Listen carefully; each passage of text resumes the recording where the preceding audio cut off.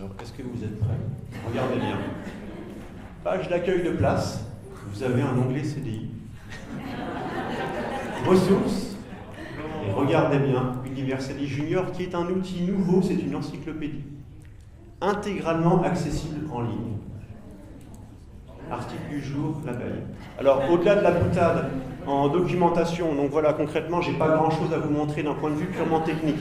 Là où ça devient intéressant, c'est que nous avons reçu des crédits, donc en tout cas les collèges du 54 ont reçu des crédits pour l'achat de ressources numériques. Donc, vous avez des ressources numériques qui permettent de produire, des ressources numériques qui permettent de collaborer, parfois plusieurs à la fois. Vous avez des ressources numériques qui permettent, chose révolutionnaire aussi, de s'informer. Et là où ça change, c'est que depuis 10-15 ans, les enseignants pensent que les élèves peuvent trouver très facilement les informations sur Internet. Ils n'ont pas tort. Même truffé de fautes d'orthographe, je trouve ce que je veux. C'est extraordinaire.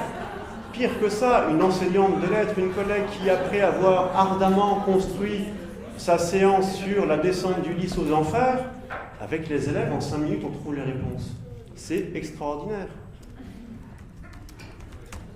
Barque, le vieux et Ulysse.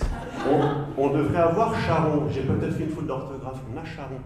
Tout ça pour vous dire que ce qui est extrêmement important dans les ressources, c'est que les enseignants aussi, peut-être reprennent l'habitude d'aller vérifier par eux-mêmes le contenu des documents vers lesquels ils pensent envoyer leurs élèves. Parce que dans le temps, il y avait le CDI, la bibliothèque, c'est ce vieux truc poussiéreux, oublié de tous aujourd'hui, mais n'empêche que les enseignants connaissaient les documents accessibles aux élèves. Au jour d'aujourd'hui, il y a le numérique et il est important que chacun retourne voir les ressources disponibles aux élèves. Une toute simple, l'encyclopédie Universalis Junior.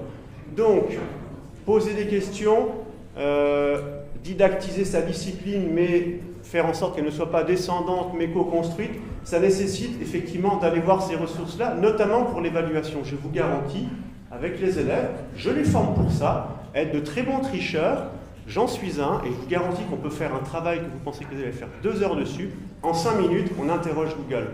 Ils ont la réponse, mais ils n'ont rien compris. Parce que il n'y a pas eu cette interrogation du texte. Alors ça peut être en lettres, ça peut être en histoire, ça peut être dans la culture scientifique.